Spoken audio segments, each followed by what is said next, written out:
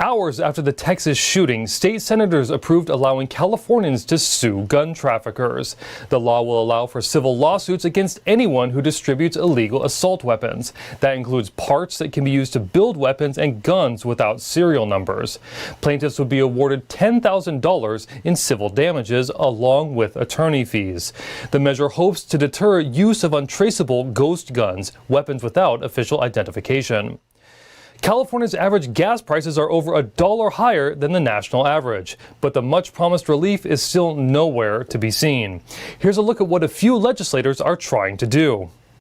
For months, California lawmakers and Governor Gavin Newsom have been trying to address the growing gas prices. They have proposed everything from sending rebates to suspending the state's 51-cent gas tax. It still hasn't happened. They've been fighting themselves. They have 3-4 different plans that they can't get agreement on. We have a very simple one. Relieve people of the gas tax right now. A group of assembly members made a motion to suspend the rules on Wednesday morning so they can force a vote on a bipartisan gas tax suspension bill. Now, the good news is there's actually been a bipartisan measure introduced in the legislature. AB 2457 has both Democrats and Republicans who have signed on to this bill. It's the same exact idea that we had. And we don't care about being the authors. We just want to see this get done.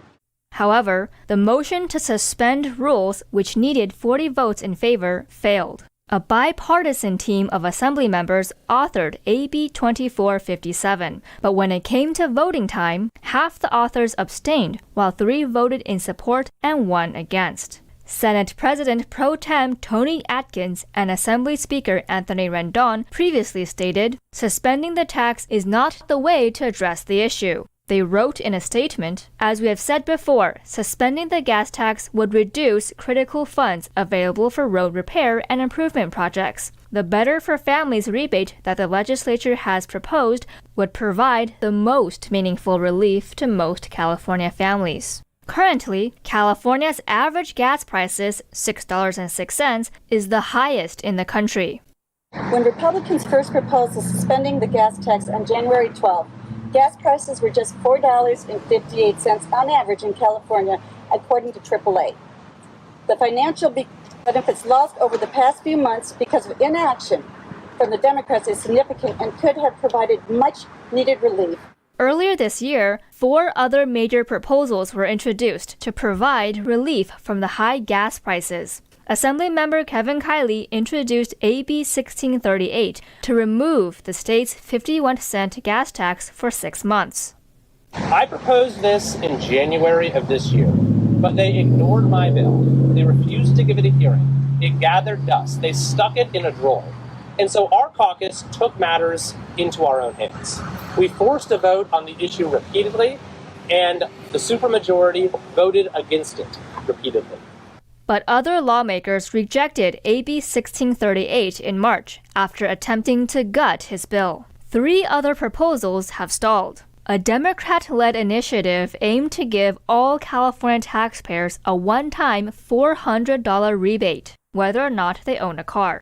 The funding would take $9 billion out of the state's budget. Newsom had a similar proposal. He suggested using the $9 billion to give $400 debit cards per vehicle, with a limit of 2 per household. And the governor also planned to give $200 rebates to all taxpayers, except for the wealthiest 10% of vehicle owners.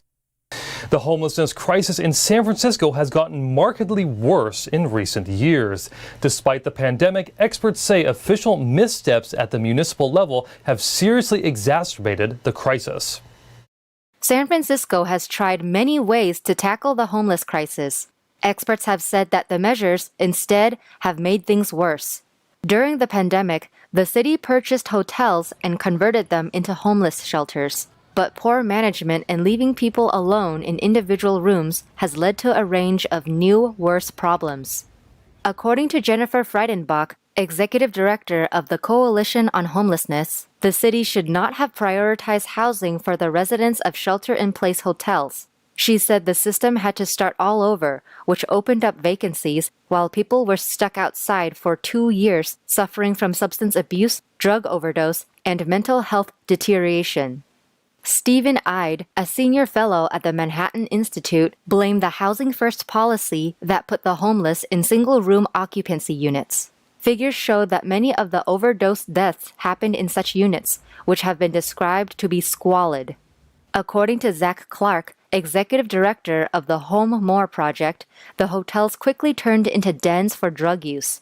He said he would often hear people yelling vulgar and inappropriate things from their windows as they were doing drugs. Hotels created the perception that the city was making progress on homelessness when in fact they were making many strides back. In terms of solutions, Clark's organization plans to build a treatment facility of its own in a neighboring city which is not yet ready to name. They also promote a different approach to treatment. Do you enjoy the bumpy feeling of flying through turbulence on an airplane? Probably not. Though it's not yet on planes, new drone technology in California could lead to breakthroughs in navigating through intense winds during flights in the near future. NTD's Jason Blair reports. Researchers at the California Institute of Technology, also known as Caltech, show off a drone that can fight back against powerful wind gusts, which would render most currently sold equivalents unusable. The researchers said these drones are powered by machine learning, AI, and complex algorithms and could potentially fly themselves unaided in tornado-strength winds. They have the capability to revolutionize everything from air travel to medical rescues. You know, planes right now fly with lots of clearance between each other and these big open runways, and that's not always going to be there.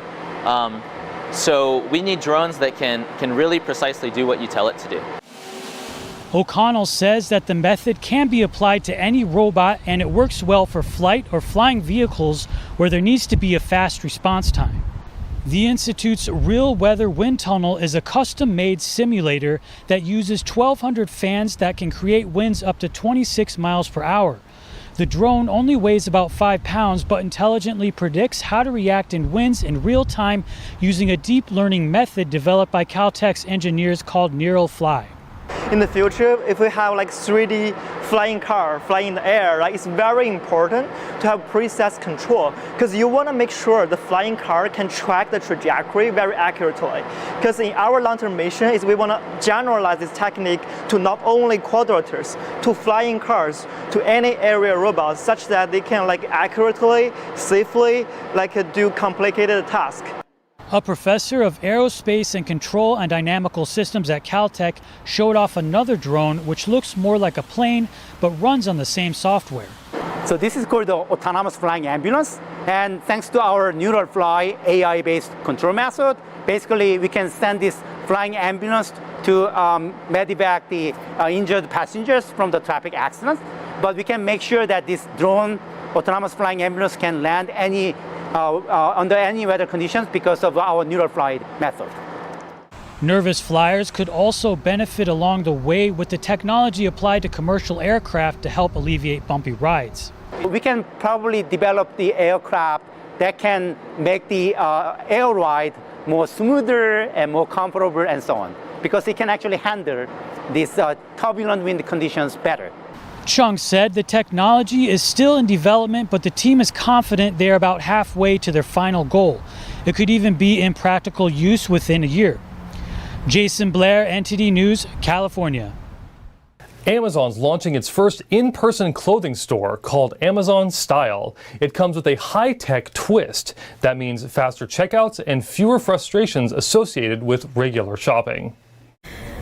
Amazon Style uses machine learning and palm recognition to provide customers with personalized recommendations and fast checkouts. Just one of every item is on display rather than dozens of colors and sizes. You scan a QR code to select the variation you want, and store employees will send the colors in the right size and color to the fitting room or for checkout. So I scanned it, my size is pre-selected, and I'm going to tap try on. So at this point, I've added a few things to my fitting room. I would be carrying those items with me, going and waiting in line for a fitting room. We wanted to simplify this for customers. So instead here, I was added to a virtual line for a fitting room. I can shop hands-free, and I'll get a notification in the app when my fitting room's available.